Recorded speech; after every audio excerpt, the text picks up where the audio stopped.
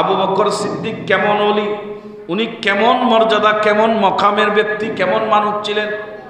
হঠাৎ করে বাহির থেকে একজন অন্ধ ব্যক্তি ভিতরে প্রবেশ করলেন।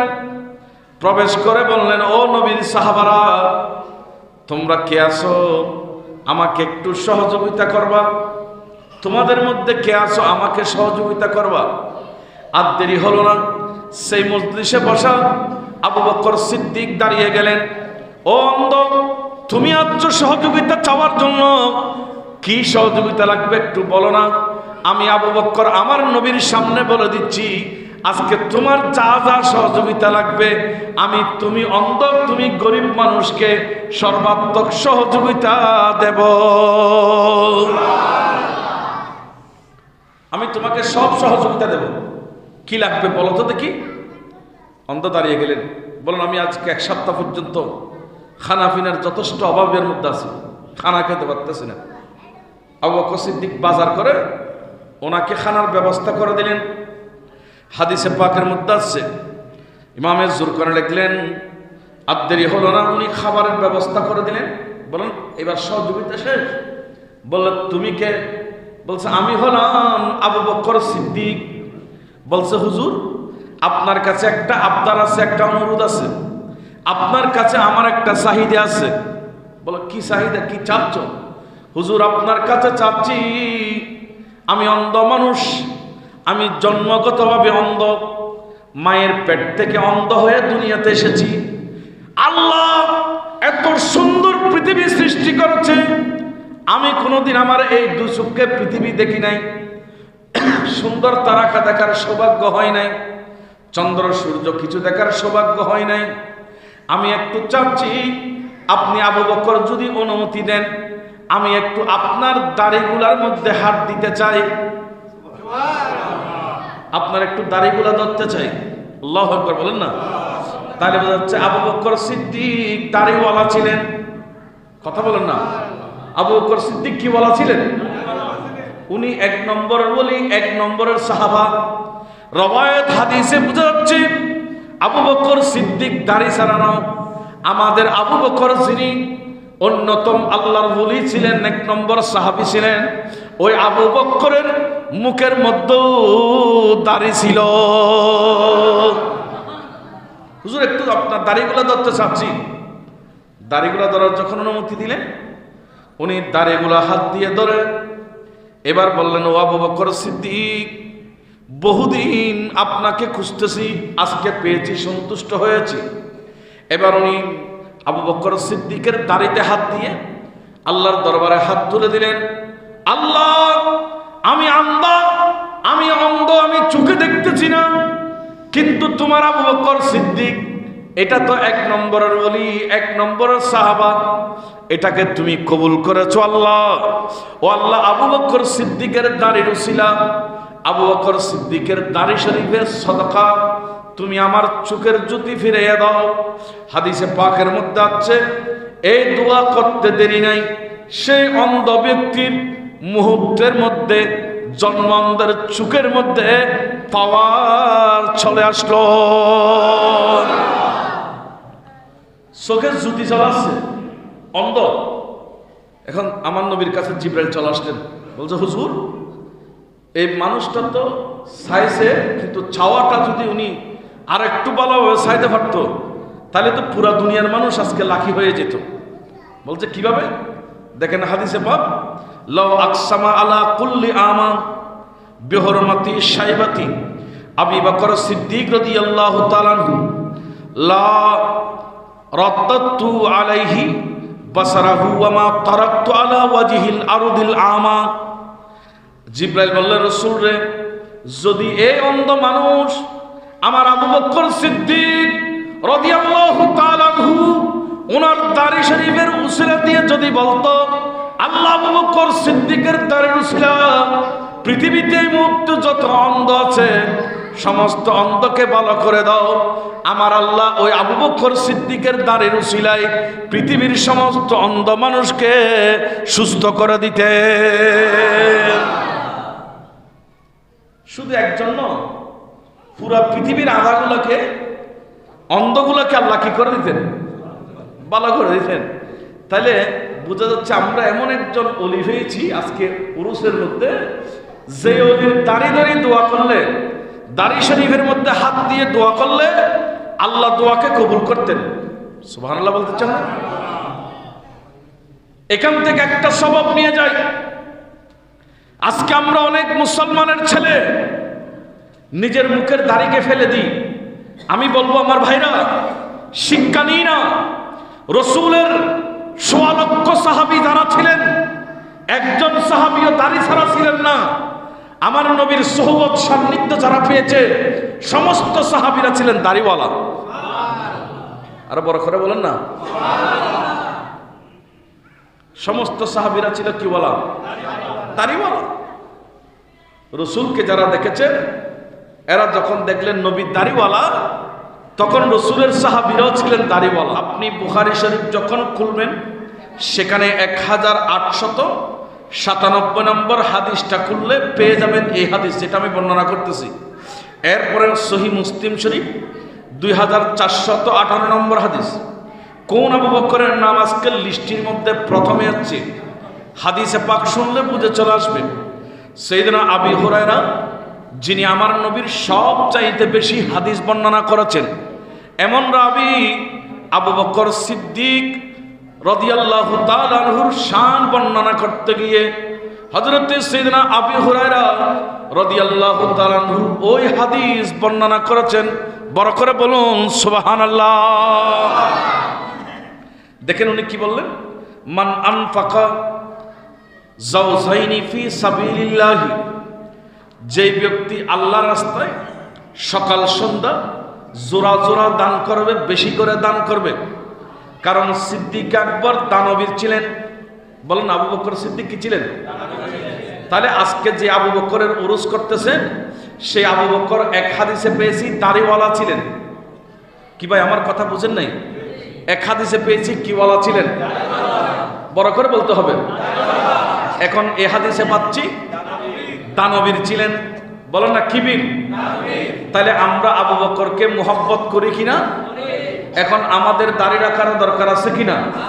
এখন আবু বকরকে মুহাব্বত করি। আবু বকর দানবীর ছিলেন, আমাদেরও দানবীর হওয়া দরকার আছে কিনা? সিদ্দিক আকবরের ব্যাপারে হযরত আবু হুরায়রা হাদিস বর্ণনা করলেন। আবু আব্দুল্লাহ মুহাম্মদ ইবনে ইসমাইল বুখারী সহিহ বুখারী শরীফের মধ্যে হাদিসটা নোট দিলেন। হাদিস নম্বর দিয়েছেন 1897 নম্বর হাদিস। উনি বললেন, মান আনফাকা যাওজাইনি ফি সাবিলিল্লাহি, যে ব্যক্তি সকাল সন্ধ্যা, যে ব্যক্তি সর্বদা জোড়া জোড়া, এখানে এক অর্থ হচ্ছে বেশি বেশি করে আল্লাহর দরবারে দান করবে, আল্লাহ রাস্তার মধ্যে দান করবে। বললেন কিয়ামতের দিন আল্লাহ যখন বান্দাদেরকে ব্যস্ত পাঠাবে, নদিয়া মিন আবওয়াবিল জান্নাতি ইয়া আব্দুল্লাহ হাদা খায়রুন। বললেন সে কি? সেদিন আল্লাহ 8টা ব্যস্তের মধ্যে 16টি গেট রাখবেন, 16টি দরজা থাকবেন। সুবহানাল্লাহ বলেন না? কয়টি বলছি? ব্যস্ত। আপনারা কথা বুঝেন নাই? জান্নাত হবে কয়টি? কিন্তু দরজা হবে, গেট হবে 16টি, কিংবা দরজা হবে 16টি।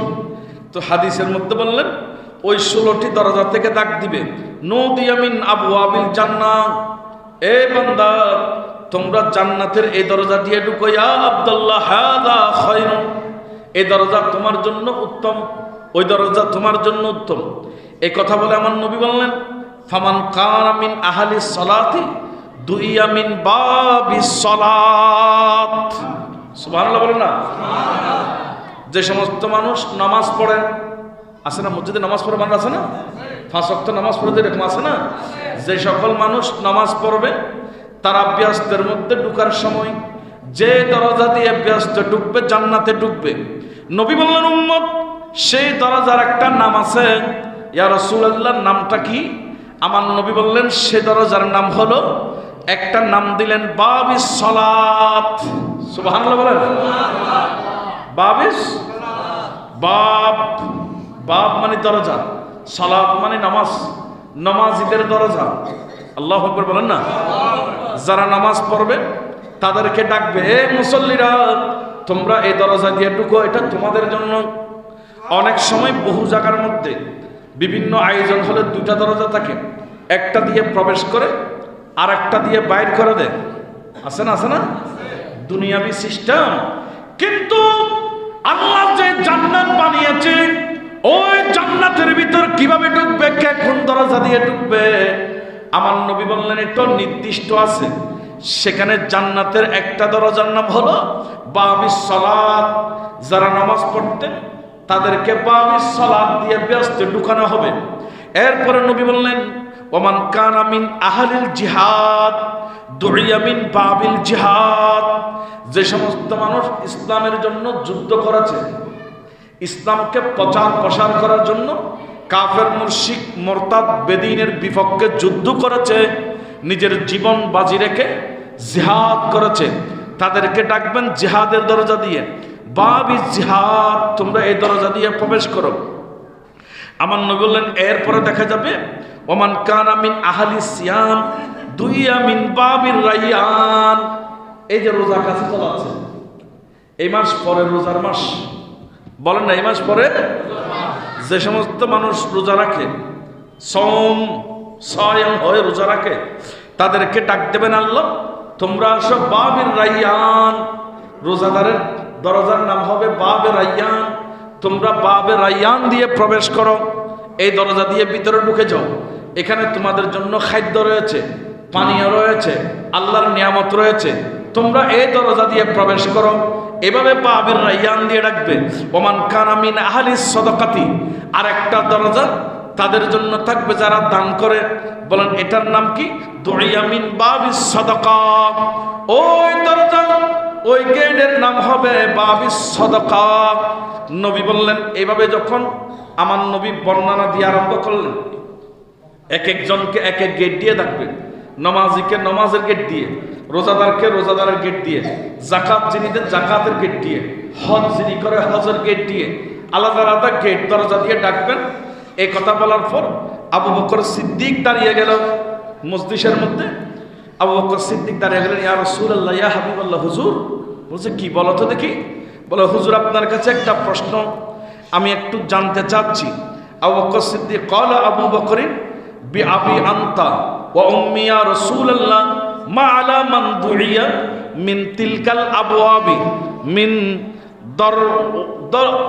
দারুরাতিন ফাহাল ইউদআ আহাদুন মিন তিলকাল আবওয়াবি কুল্লাহা।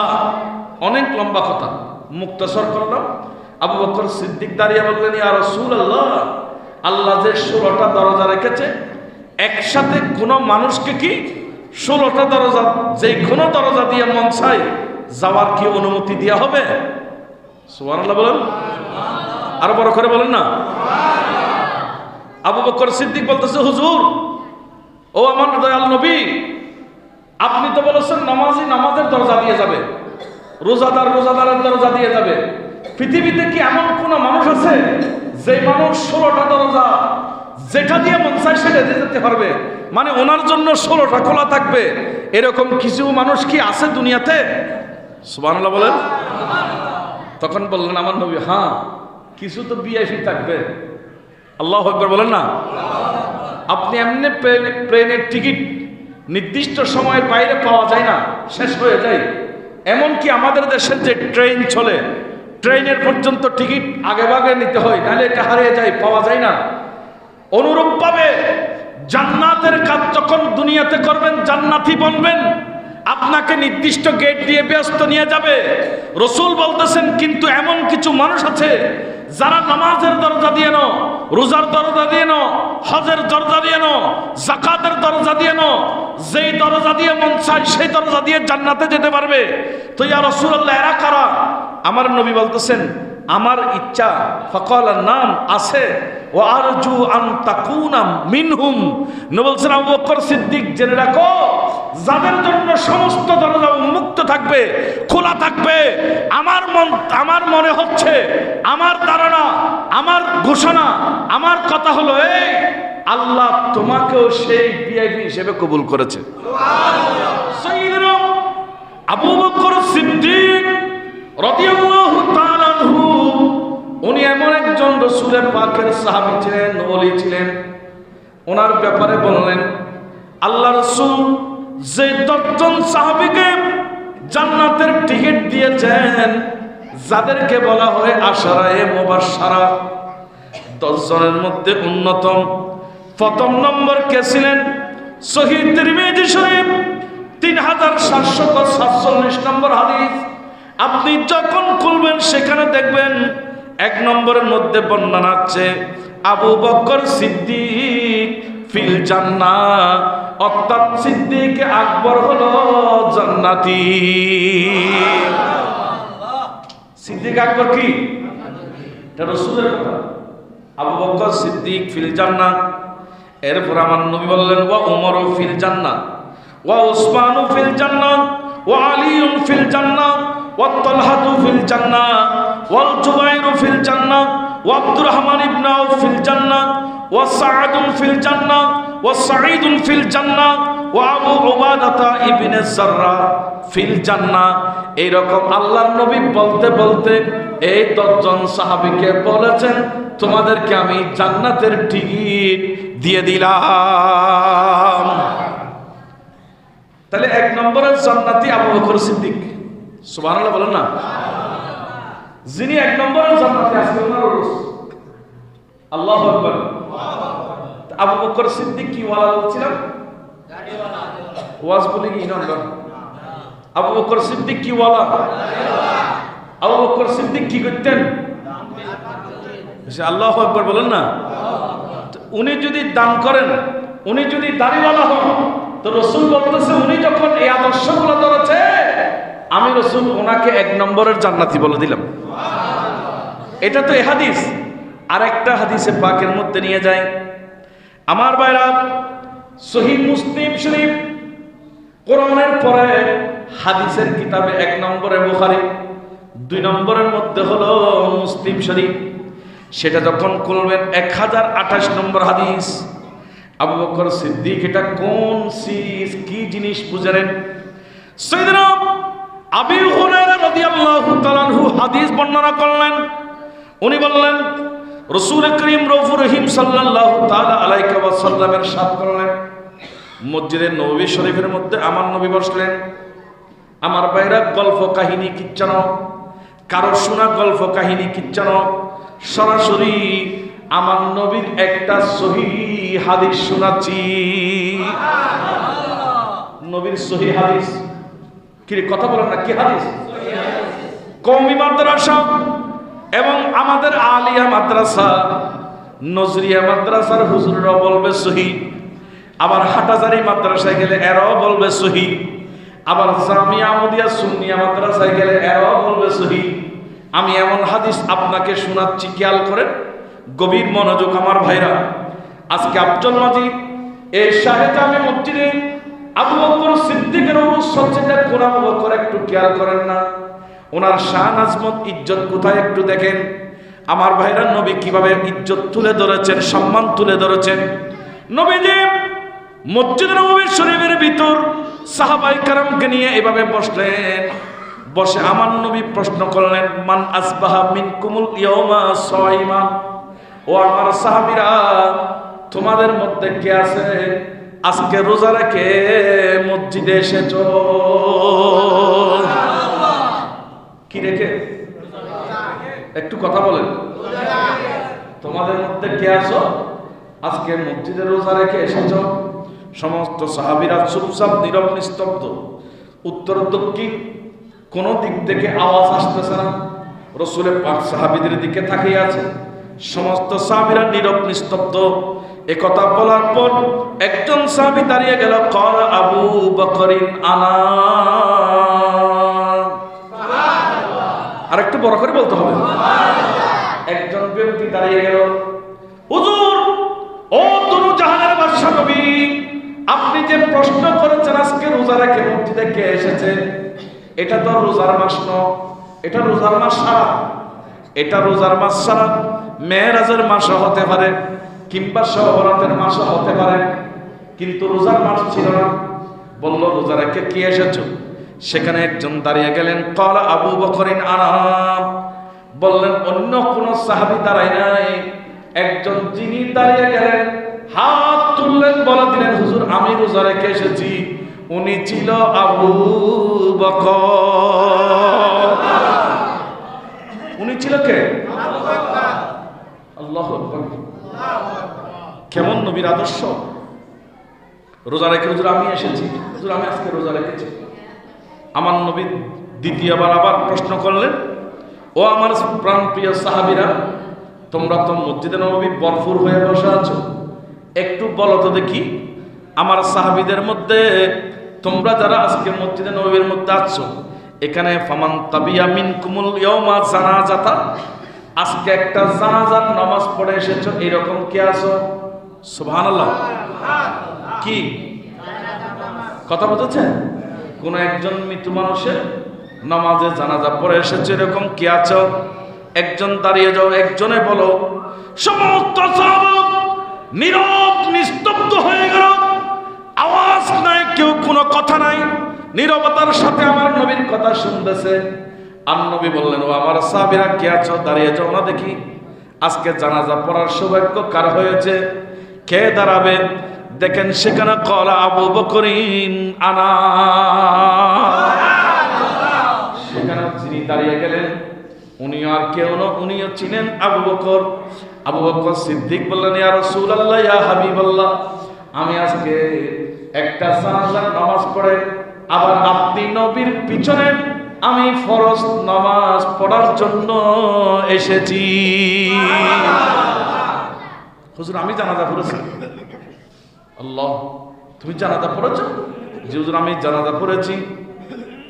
এখানে আর একটা কথা বলে ফেলি, আমার ভাইরা জানাজার নামাজ পড়বেন, এটা এক মুমিন আর এক মুমিনের হক।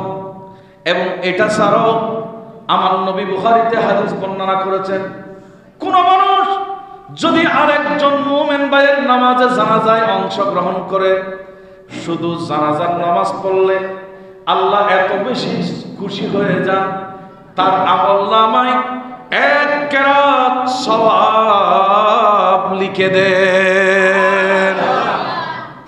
কতগুলো লিখে দেন? এক কেরাত। একটু সবাই বলেন কি বলছিলাম? জানাজার নামাজ পড়লে এক কেরাত সওয়াব দেন। হুজুর এখন এক কেরাত মানে? আমার নবী বললেন এক কেরাতের উদাহরণ হলো ওই যে ওহদ পাহাড়, তোমরা যে আরবের ওহদ পাহাড় দেখেছো, যে ওহদের ময়দানে রাসূল যুদ্ধ করতে গিয়েছিল, ওহদের পাহাড় যেটা পাহাড়ে আমার নবীকে ভালোবেসেছে, ওই ওহদ পাহাড় সমপরিমাণ এই সওয়াবের পাহাড়কে বলা হয় এক কেরাত। আমি ওহদ পাহাড়ের দৈর্ঘ্য প্রস্থ দেখলাম, দেখা গেল ওই ওহদ পাহাড়ের দৈর্ঘ্য হলো 8 মাইল। বলেন না দৈর্ঘ্য কি? দৈর্ঘ্য মানে লম্বা, এটা লম্বাতে ছিল 8 মাইল। এবং ওই উহুদ পাহাড়ের প্রস্থ পাশ ছিল 4 মাইল। তার মানে 8 মাইল লম্বা, 4 মাইল প্রস্থ, এই বিশাল একটা পাহাড়। আমার নবী উদাহরণ দিলেন, উম্মত, আমার কোন উম্মত যদি তার কোন একজন মুসলমান ভাইয়ের নামাজে জানাজা পড়ে, ওই 8 মাইল লম্বা, 4 মাইল চওড়া, 4 মাইল প্রস্থওয়ালা এই পাহাড়ের সমপরিমাণ আল্লাহ তার আমলনামার মধ্যে একটা সওয়াবের পাহাড় লিখে দেবে। কয় পাহাড়? এক পাহাড়ের সমান। পাহাড় কত বড় বলছেন? লম্বা কত? 8 মাইল। কিরে ছোটরা বলো না কত? 8 মাইল লম্বা, প্রস্থ কত? 4 মাইল চওড়া। তাহলে পাহাড়টা কত বড় হতে পারে? আল্লাহু আকবার। আজ যদি কেউ তার জানাজা পড়লো, জানাজা পড়ার পর আবার দাফন করা পর্যন্ত থাকলো, যতক্ষণ কবরের ভিতর দাফন করে ইমাম সাহেব মোনাজাত করে বিদায় দেয় নাই, ততক্ষণ পর্যন্ত যদি মইয়তের সাথে কোনো ব্যক্তি থেকে যায়, আমার নবী বললেন আমার আল্লাহ তার আমলনামার মধ্যে ওই 2 পাহাড়ের সমান সওয়াব দেবে। কয় পাহাড়? তাহলে জানাজা বলতে লাভ আছে নাই? বড় করে বলেন না। সেই জন্য খবর ফেলে, আশেপাশে সুযোগ ফেলে জানাজা হাতছাড়া করবেন না। জানাজা পড়বেন, এটা রাসূলের পাকের সুন্নাহ, সাহাবায়ে কেরামের আমল। নবীজির আমল। আমার নবী সেজন্য আবু বকর সিদ্দিককে বললেন, ফামান তাবিয়া মিনকুমুল ইয়াউমা জানাজাতা, ও আবু বকর সিদ্দিক, এটা বলে নাই, ও আমার সাহাবীরা বলো তো দেখি তোমাদের মধ্যে কে আছো, কোন সাহাবী আছো আজকের দিনে একটা জানাজায় অংশগ্রহণ করেছো? ডানে বামে সমস্ত সাহাবী নীরব নিস্তব্ধ। কিন্তু কল আবু বকরিন আনা, একজন সাহাবী দাঁড়িয়ে গেল, উনি আর কেউ না, উনি হলেন আবু বকর। বললেন, ইয়া রাসূলুল্লাহ, ইয়া হাবিবাল্লাহ, আপনি যে জানাজা পড়া সুন্নাত বলেছেন, আমি আবু বকর, আপনি নবীর ফরমান মোতাবেক আমি আজকে একটা নামাজে জানাজা পড়েছি। আমি নামাজে জানাজা পড়েছি। আল্লাহু আকবার। এরপরে রাসূল আবার প্রশ্ন করলেন, সমস্ত ভরা মজলিসের সাহাবীদেরকে প্রশ্ন করলেন, ও সাহাবীরা, ফামান আতআমা মিনকুমুল ইয়াউমা মিসকিনান, তোমাদের মধ্যে কে আছো আজকে গরিব মানুষকে খানা দিয়েছে? সুবহানাল্লাহ বলেন না? গরিব মানুষদেরকে কি দিয়েছে? এই তোমাদের মধ্যে কে আছো আজকে গরিবদেরকে খানা খাওয়াইছো, খাদ্য দান করেছো? কে আছো? আমার ভাইরা, তৎকালীন সময় খাদ্যের বড় অভাব ছিল। এখন তো সব কিছু এক প্রকার খানা, যদিও এখন দ্রব্যমূল্য অনেক বেশি, কিন্তু তারপরও ক্রয় করতে পারতেছি, আমরা ক্রয় করি। কিন্তু তৎসময়ে এত টাকাওয়ালা ছিলেন না, এত খাদ্য উৎপাদনও হতো না। রাসূল করিম রউফুর রহিম সাল্লাল্লাহু তাআলা আলাইহি ওয়াসাল্লাম বললেন, ও আমার সাহাবীরা, তোমাদের মধ্যে কে আছো দাঁড়িয়ে যাও, আজকে মানুষকে খাদ্য দান করে আছো। এ কথা বলার পর হাদিস সাক্ষী দিচ্ছে সহিহ মুসলিম শরীফ, অন্য কোন সাহাবা দাঁড়ালো না। একজন যিনি ছিলেন কল আবু বকরিন আনা, যিনি দাঁড়িয়ে গেল, উনিকে বললেন, উনিও ছিলেন আবু বকর। আমি শুধু এখানে আবু বকর লিখে, শুধু এটা কোন আবু বকর এটার পরিচয় দিচ্ছি আজকে হাদিস দিয়ে সবগুলো। দাঁড়িয়ে গেলেন একজন, উনিও আবু বকর। আল্লাহু আকবার বলেন না? উনিও ছিলেন আবু বকর। এরপর রাসূল আবার প্রশ্ন করল, ও আমার সাহাবীরা বলো তো দেখি, ক্বালা ফামান আদা মিনকুমুল ইয়াউমা মারিদান, তোমাদের মধ্যে কে আছো আজকে কোনো একজন অসুস্থ রোগীর সেবা করেছো? আল্লাহু আকবার বলেন না? ও আমার ভাইরা, মানবতার ধর্ম, মানব অধিকার বলতে যে জিনিসগুলো আমরা আজকে আলোচনা করতেছি, এগুলোর মূল উৎস, মূল শিক্ষা তো পৃথিবীতে আমার নবী দিয়েছে। নবী বলেন, উম্মত শুনো, যখন তোমার কোনো মুসলমান ভাই অসুস্থ হয়ে যাবে, তুমি তার সেবা করো, তাকে দেখতে যাও। ইয়াদাতুল মারিদ, রোগী দেখা, এটা আমার নবীর সুন্নাত। এমনকি হাদিসে পাকের মধ্যে দেখতেছি, আমার নবীর ঘরে একজন খাদেম ছিল, ইহুদির ছেলে। বলেন না কিসের ছেলে? মুসলমানের তো স্বাভাবিক সাইতো যাওয়া যায়, কিন্তু একজন ইহুদি, যিনি একজন ইহুদি অমুসলিম, উনি রাসূলের ঘরে কাজ করেছে। যখন ওনার মৃত্যু ব্যাধি আসলো, ইন্তেকালের আগে মারা যাবে, রাসূল যখন খবর পেলেন, ওই ইহুদির ঘর, হাদিস বলতেছে আমার নবী দেখতে চলে গেলেন। ইহুদির ঘরে চলে গেল, রাসূল গিয়ে ইহুদির ছেলের মাথার পাশে বসে গেল। ফাকাদা ইনদা রাসি, মাথার পাশে বসলেন, বসে বললেন, আসলিম, এই ইহুদির ছেলে, তোমার মৃত্যুর লক্ষণ চলে এসেছে, আমি রাসূল তোমাকে দাওয়াত দিচ্ছি, তুমি একটু ইন্তেকালের আগে কলমা পড়ে নাও। ফানাজারা ইলা আবি, তিনি বলে, তার মাথার পাশে বাপ দাঁড়ানো ছিলেন, বাবার দিকে তাকতেছে। ও আমার ভাইরা, ওই ছেলে যদিও ইহুদির ছেলে, কিন্তু মা বাবার প্রতি ছেলে মেয়েরা সবসময় দুর্বল থাকে। আমার মা কি বলে, আমার বাবা কি বলে, এটাকে সবসময় প্রাধান্য দেন। মা বাবার কথার বাইরের ছেলে মেয়েরা যায় না, এটা হলো আদব, রীতিনীতি।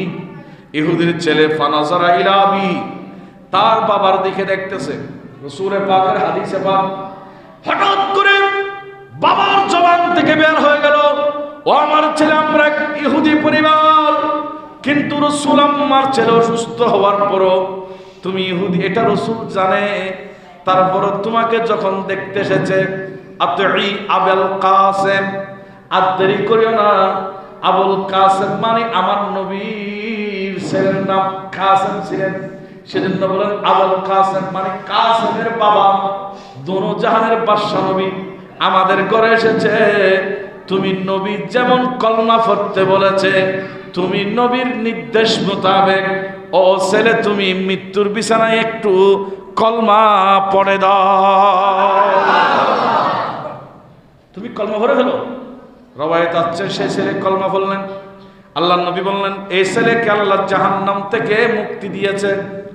এখন প্রশ্ন হলো, আমার নবীর আদর্শ রোগী দেখতে যাওয়া, সুবহানাল্লাহ।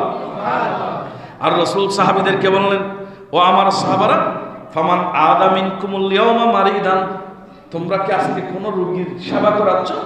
কোন একজন রোগী দেখে কি তোমরা এখানে আছো?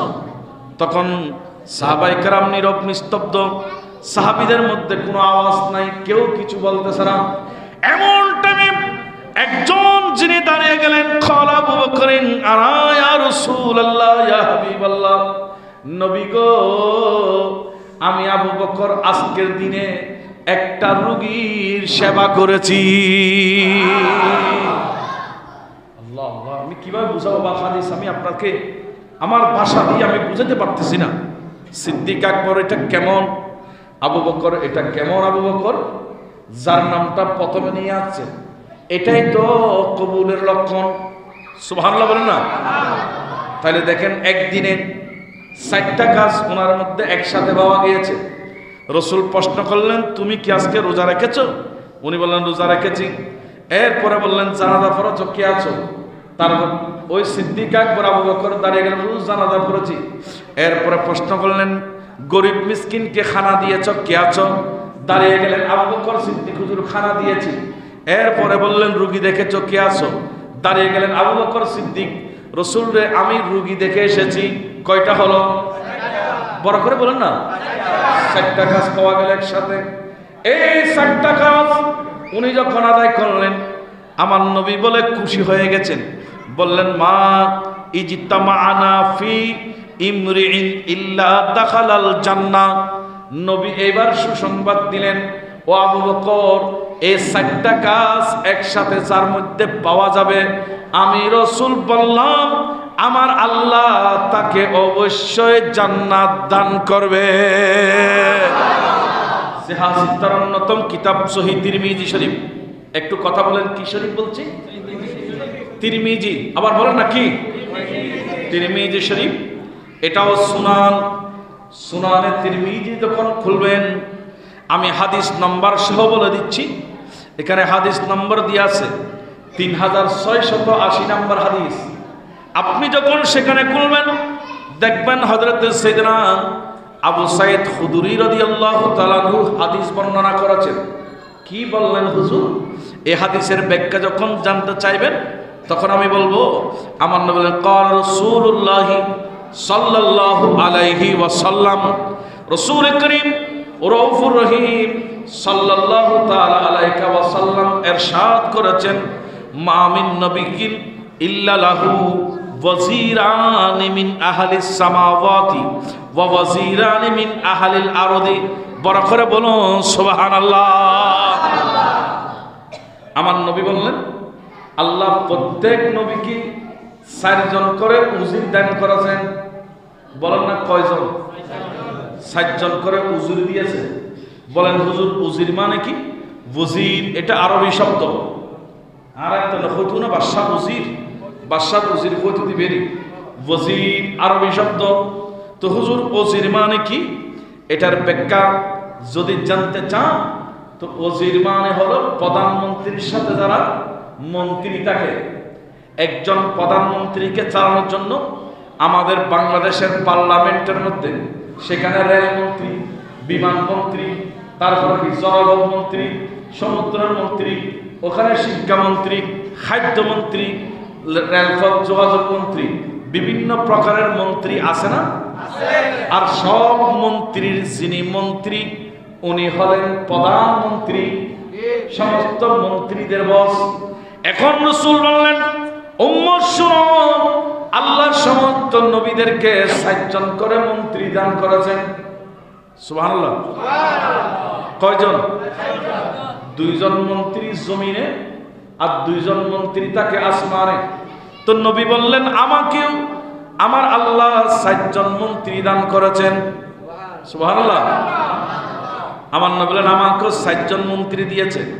ইয়া রাসূলুল্লাহ, 60 জন মন্ত্রী আপনিও পেয়েছেন? হ্যাঁ, আমিও 60 জন মন্ত্রী পেয়েছি। রাসূল রে, ও 4 জন মন্ত্রী এগুলা কারা কারা ছিল, কে কে ছিল?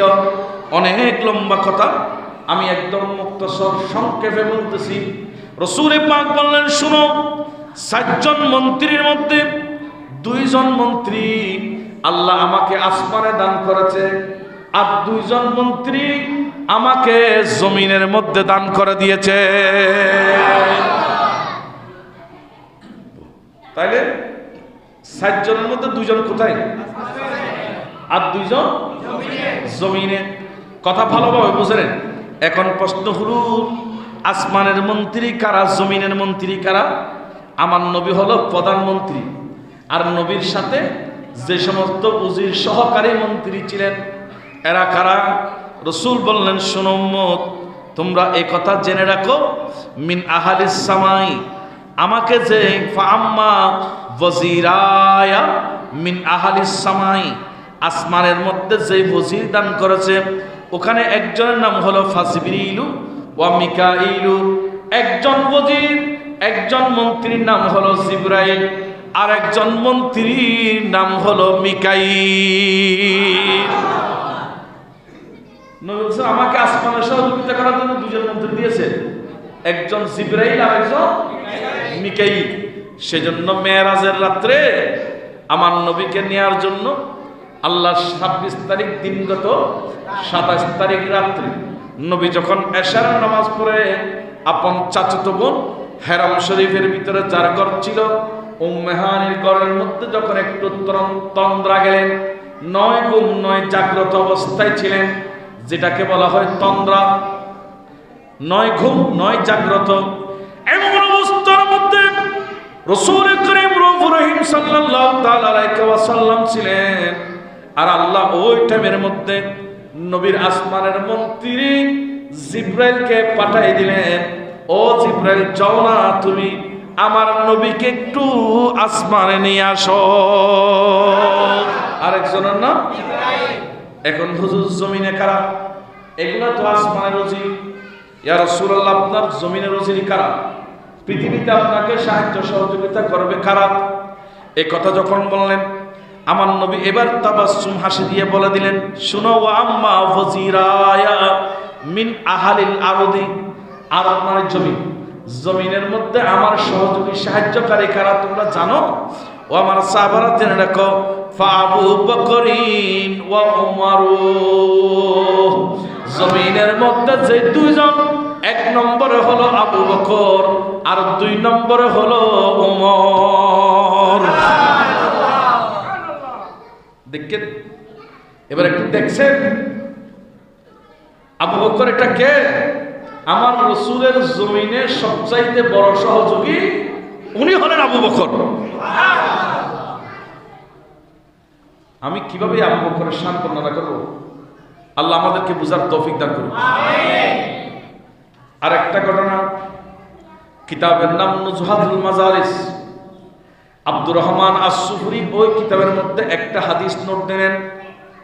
মাওলা আলী মুশকিল কুশা রাদিয়াল্লাহু তাআলা ঘর থেকে একদিন বের হলেন, যাচ্ছে কবরস্থানের পাশ দিয়ে, একটা কবরস্থানের পাশ দিয়ে যাচ্ছে। যাওয়ার সময় হঠাৎ কবরস্থানের কবর একটার ভিতর থেকে আওয়াজ আসতেছে। হাদিসে পাক বললেন, ফৌকা নারী তাহতা নারী, শ্যামালি নারী ইয়ামিনী নারী। কবরের ভিতর থেকে আওয়াজ আসতেছে, আমার ডানে আগুন, বামে আগুন, আমার সামনে পিছনে আগুন, উপরে আগুন। কবরের ভিতর থেকে আওয়াজ আসতেছে। মাওলা আলী মুশকিল কুশা বললেন, আমি এই শব্দ যখন কবরের ভিতর থেকে শুনতেছি, তখন আমি ওই কবরের পাশে দাঁড়িয়ে গেলাম এবং দাঁড়িয়ে সেখানে আমি 100 রাকাত নফল নামাজ আদায় করেছি। কয় রাকাত? 100 রাকাত। কে পড়েছে? হযরত আলী রাদিয়াল্লাহু তাআলা আনহু। হযরত আলী বললেন আমি 100 রাকাত নফল নামাজ পড়েছি, 3 খতম কোরআন পড়েছি। কয় খতম? আরে বড় করে বলেন না। আমাদের দেশে একটা রসম আছে, রমজান মাস আসলে ইমাম সাহেব হুজুরকে টাকা দেয়, হুজুর আমার আব্বার জন্য একটু খতম করে দোয়া করেন। ও আমার ভাইরা, এটা কেউ না বুঝে অনেক ভাইরা বেদাত গুনাহ বলে, অথচ মাওলা আলী রাসূলের সাহাবী, ইসলামের চতুর্থ খলিফা, বেলায়েতের সম্রাট, উনি বলতেছে আমি কবরের পাশে 1 খতম 2 খতম ন 3 খতম কোরআন পড়েছি। কথা বলেন না, কয় খতম? আসেনি হাদিস আসেনি? আল্লাহু আকবার। 3 খতম কোরআন পড়েছি।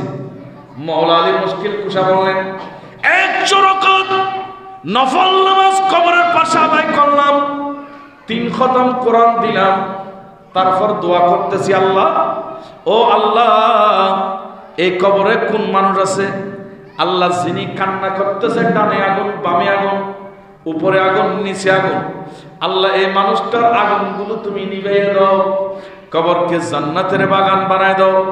মাওলা আলী বলতেছেন আমার 100 রাকাত নফল নামাজ এবং 3 খতম কোরআন পড়ার পরও কবরের আওয়াজ বন্ধ হচ্ছে না। আমি আশ্চর্য হয়ে গেলাম। সফরে যাওয়ায় স্টপ করে দিয়ে আমি আবার পিছনে আমাদের দুরুজাহানের বাদশা নবীর দরবারে চলে গেলাম। মৌলানা বলতেছে আমি নবীর কাছে চলে গেলাম, কারণ সমস্ত সমস্যার সমাধান নবী দেবে। আল্লাহু আকবার বলেন না। নবীর কাছে চাইলে পাইতো। মাওলা আলী পিছনের দিকে চলে আসছেন নবীর দরবারে, এসে বললেন ইয়া রাসূলুল্লাহ আমি অমুক জায়গার অমুক কবরস্থানের পাশ দিয়ে যাচ্ছিলাম, তো কি হয়েছে? বললেন সেখানে কবরস্থানের ভিতর থেকে একটা আওয়াজ আসতেছে, ফৌকা নারী, ফৌকা মানে উপরে, বলে আমার উপরে আগুন, তাহতা নারী, তাহতা মানে নিচে, আমার বিছানার মধ্যে আগুন, ইয়ামিনী নারী আমার ডান পাশে আগুন, শেমালি নারী আমার বাম পাশে আগুন। বলে এরকম করে কবর থেকে কান্নার শব্দ আসতেছে। ও আমার ভাইরা, আমি আপনি কান দিয়ে কবর কান্না শুনি না, কিন্তু আল্লাহর ওলিরা নবীর সাহাবারা কবরের পাশ দিয়ে যাওয়ার সময় কবরের আওয়াজ শুনতে পেতেন। নবীরা সাহাবীরা কবরের আওয়াজ শুনতেন। যেমন আমার নবীর হাদিস আছে, আবু দাউদের মধ্যে হাদিস আছে, বুখারীর মধ্যে হাদিস আছে, আমার নবী একদিন কবরের পাশ দিয়ে যাচ্ছে, হঠাৎ করে দাঁড়িয়ে গেলেন, বললেন এই 2 কবরে আযাব হচ্ছে। তো সাহাবায়ে কেরাম ইয়া রাসূলুল্লাহ কি করব? বললেন একটা খেজুর গাছের ডাল নাও, খেজুর গাছের ডাল নিয়ে 2 টুকরা করে 2 কবরে গাড়ি দিলেন। হুজুর কেন? বললেন খেজুর গাছের ডাল দিয়েছি, এখানে আছে ডাল দেন? কিরে বাবা আছে না? খেজুর গাছের ডাল দিয়া নবীর সুন্নত। সুবহানাল্লাহ। খেজুর গাছের ডাল দিয়া নবীর কি সুন্নত? আপনারা রাগ করতেছেন নাকি? খেজুর গাছের ডাল দিয়া নবীর সুন্নত সরাসরি আমার নবী দিয়েছেন। হাদিস বুখারীর মধ্যে পাবেন, আবু দাউদ শরীফের মধ্যে পাবেন। 2 ডাল 2 কবরে ঘেরে দিলেন। এরপরে রাসূল বললেন কেন কবরের ডাল দিয়েছি জানো? এদের কবরে 2 জনের আযাব হচ্ছে। হুজুর কেন? বললেন 2 কারণ, একজন প্রস্রাব করে ভালোভাবে বর্জ্য পরিষ্কার হতো না, যার কারণে কবরের আযাব হচ্ছে। আর একজন উনি সবুলি, আর একজন ছিল মানুষের মধ্যে ঝগড়া লাগাই দিত, সুগলখোর, একজনের কথা আরেকজনকে লাগাই দিত। এই সুগলখুরির কারণে তার কবরে আযাব হচ্ছে। নবীর খেজুর গাছে কি আযাব মাফ করবে? বলেন না। জিন্দা গাছের ডাল কবরে যখন গেড়ে দেওয়া হয়, ওই জিন্দা গাছ আল্লাহর জিকির করে, আল্লাহর তাসবিহ পড়ে, যখন গাছের ডালে আল্লাহর জিকির করবে, ওই জিকিরের কারণে 2 জনের কবরের আযাব হালকা হয়ে যাবে। আচ্ছা আপনারা বলেন গুনাহ কি চোখে দেখা যায়? কি কথা বলেন না? আমি কি গুনাহ করেছি? আপনারা কি কেউ চোখে দেখতেছেন? আপনারা কি গুনাহ করেছেন? আমি কি চোখে দেখতেছি? কিন্তু আমরা এমন নবী পেয়েছি, জিন্দা না, মরা মানুষ কবরের ভিতর আছে, সে কি গুনাহ করেছে বুখারী শরীফের হাদিস আমার নবী সেটাও বলে দিয়েছে। আমরা তো এমনে নবী না, যে নবী পেয়েছি কবরের ভিতর তার আযাব হচ্ছে, ফসসাব করে ভালো করে ফাঁক পবিত্র হতো না, সেটা রাসূল বলে দিচ্ছে। সেই কখন কিভাবে সুগলি করেছে, সুগলি করে গোপনে, এটা গোপন গুনাহ, কিন্তু সেটাও আমার নবী জানতেন। হয়তো আপনাদের এই এলাকায় এখনো আসে নাই, আমি অন্য এলাকার কথা বলতেছি। কবরের পাড়া গিয়ে যখন কবর খনন করে, চতুর্পাশে মাটি দেখে, কবর দেখে অন্তর কাঁপে না, ভয় আসে না। সেখানে চা নাস্তার আসর বানাই ফেলে, সেখানে গল্প গুজব মস্কারি ঠাট্টা মস্কারি শুরু করে দেন। আছে না? আছে না? এরকম আছে না? এই এলাকায় নাই, অন্য জায়গার কথা বলতেছি আমি। সাবধান, সতর্ক। কবরের পারে এগুলা করা শরীয়তের মধ্যে মানা, এগুলো থেকে সাবধান হতে হবে। আল্লাহ বুঝার তৌফিক দান করুন। কষ্ট পাচ্ছেন আমার কথায়? ওয়াজ সংক্ষেপ। নবী বললেন, ও মাওলা আলী, তুমি কি জন্য এসেছো?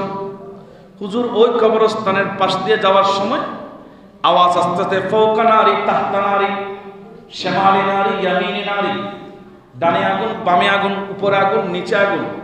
বলে তো তুমি কি করেছো? বলেন, হুজুর, বন্ধের জন্য নজহাতুল মাজালিসের মধ্যে নোট দিয়েছেন আব্দুর রহমান আস-সুহুরি, আমি 100 রাকাত নফল নামাজ পড়েছি, 3 খতম কোরআন দিয়েছি, বন্ধ হয় নাই? বলছে না। তো আমাকে নিয়ে যাও। সুবহানাল্লাহ বলেন না? নবী তো উম্মতের দরদি। আমার নবী চলে গেলেন কবরস্থানে। নবী পৌঁছে যে জায়গায় মাওলা আলী চিহ্ন গেড়ে দিয়েছিলেন, একটা চিহ্ন দিয়ে আছে, ওখানে যখন রসুল গিয়েছে, দেখতেছে কবরের আযাব বন্ধ হয়ে ওই মানুষ জান্নাতে চলে গেছে। তখন বলছে, আলী, তুমি যে বলেছো উনি আযাবের মধ্যে দেখেন, আমি তো দেখতেছি উনি জান্নাতে। আর একটু বড় করে বলেন না, আলী, আমি তো দেখতেছি উনি জান্নাতে। জিবরাইল হাজির। ওই নবীর আসমানে হুজুরের নাম কি বলেছিলাম? জিবরাইল এবং মিকাইল। আসমানি উজির হাজির হয়ে গেল। ইয়া রাসূলুল্লাহ, ইয়া হাবিবাল্লাহ রাসূল, আমাকে আল্লাহ পাঠিয়েছে। মাওলা আলী মুশকিল কুশার নামাজ পড়েছে, 100 রাকাত, 3 খতম কোরআন দিয়েছে, কিন্তু আযাব বন্ধ হয় নাই। আপনার একজন পাগল, আপনি নবীর দেওয়ানা পরওয়ানা আবু বকর সিদ্দিক আজকে আসরের সময় কিংবা যে কোনো নামাজের ওয়াক্ত নামাজের উযু করে একটু চিরুনি দিয়ে মাথা আঁচড়াচ্ছে। চিরুনি ব্যবহার করা, তেল ব্যবহার করা, এটাও আমার নবীর সুন্নত। মাথা আঁচড়াচ্ছে, হঠাৎ করে আবু বকর সিদ্দিকের মাথা থেকে একটা চুল বাতাসের সাথে উড়ে এসে এই কবরের মধ্যে পড়ল। আর আবু বকর সিদ্দিকের মাথার একটা চুলের কারণে আমার আল্লাহ এই কবরে আযাবরত মাইয়িতের আযাব মাফ করে আবু বকরের চুলের সদকায় ওনাকে জান্নাতের বাগানে পৌঁছায় দিয়েছে। আল্লাহু আকবার। আবু বকরের চুল। এখন প্রশ্ন, হুজুর, মাওলা আলীর 100 রাকাত সওয়াব কোথায় গেল? 100 রাকাত নফল নামাজের সওয়াব কোথায় গেল? 3 খতম কবরের কোথায় গেল? আমার নবী জিবরাইল বলো, আমার আলী নামাজ পড়েছে, তখন আযাব বন্ধ হয় না কেন? আমার আলী 3 খতম কোরআন দিয়েছে, বন্ধ হয় না কেন? বলছেন, না না, আল্লাহ ওনাকে যে আযাব দিয়েছে এবং আযাব দেওয়ার সময় বলে দিয়েছে এটা সিদ্দিক আকবরের চুল লাগবে। সিদ্দিক আকবরের চুল আসা এখানে বাধ্যতামূলক ছিল, সেজন্য মাওলা আলীর গুলা দিয়ে এখানে আযাব মাফ করে নাই। সিদ্দিক আকবরের চুল আসা পর মাফ করেছে এবং মাওলা আলীর গুলো বিতা যায় নাই। ওই মাওলা আলীর আপনার 100 রাকাত নামাজ এবং 3 খতম কোরআনের কারণে আল্লাহ জান্নাতের মধ্যে ওনাকে 5 ক্লাসের জান্নাত দান করেছে।